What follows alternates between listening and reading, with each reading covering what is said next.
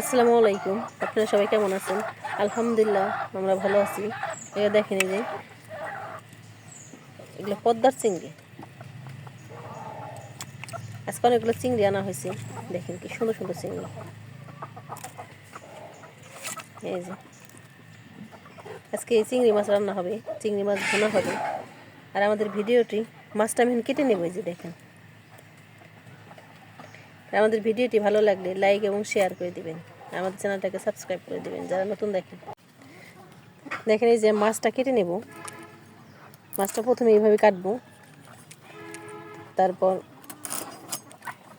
এইভাবে কেটে নেব।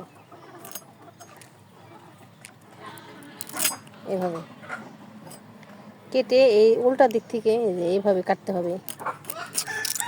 এখানে দেখেন এই যে মুরগির পায়খানা থাকে, এই যে ময়লা থাকে, এই দেখেন এইভাবে ময়লাগুলো পরিষ্কার করে নিতে হয়। দেখেন এভাবে আমি সবগুলো কেটে নেব। দেখেন এই যে কড়াইতে আমি পেঁয়াজ মরিচ দিয়ে দিলাম, দিয়ে ভালো মতো ভিজে নিচ্ছি। আর দিয়ে দিচ্ছি আদা বাটা দিয়ে ভালো মতো কষাইলাম। এখন এই যে মশলা দিয়ে দিব, মরিচের গুঁড়া যে যেরকম ঝাল খান ওরকম দিবেন। মরিচের গুঁড়া, লবণটা আমি একটু কমাই দিলাম, যেহেতু লবণ এই যে মাছটা দেওয়া আছে। ধনিয়ার গুঁড়া, হলুদের গুঁড়া দিয়ে ভালো মতো একটু কষাই নেব। আর মশলাটা যত ভালো কষানো হবে ততই কিন্তু টেস্ট হবে, ততটাই খাবার ভালো লাগবে। আর এই চিংড়ি মাছটা কিন্তু অসাধারণ খেতে। আর চিংড়ি মাছের পাগুলো আমি নিয়ে নিছি। দেখেন এই যে পাগুলো নিছি,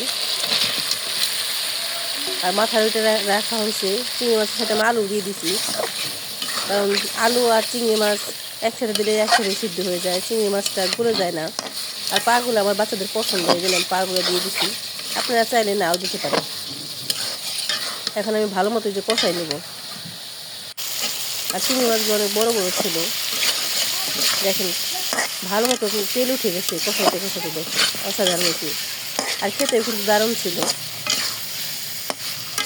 কষাবো যতক্ষণ পর্যন্ত ভালো মতো কষানো না হবে। এখন এই যে কষানো শেষ, দিয়ে দিলাম পানিটা দিয়ে আমি ঢাকনা দিয়ে ঢেকে দেবো সিদ্ধ হওয়ার জন্য। দেখেন সিদ্ধ হয়ে গেছে। এখন আমি ধনিয়া পাতা দিলাম। এখানে কিন্তু আমি এলাচ ব্যবহার করি নি। এলাচ ব্যবহার করলে তখন আমি ধনিয়া পাতা একটু দিই না, আর না হলে এলাচ ব্যবহার না করলে ধনিয়া পাতাটা দিই।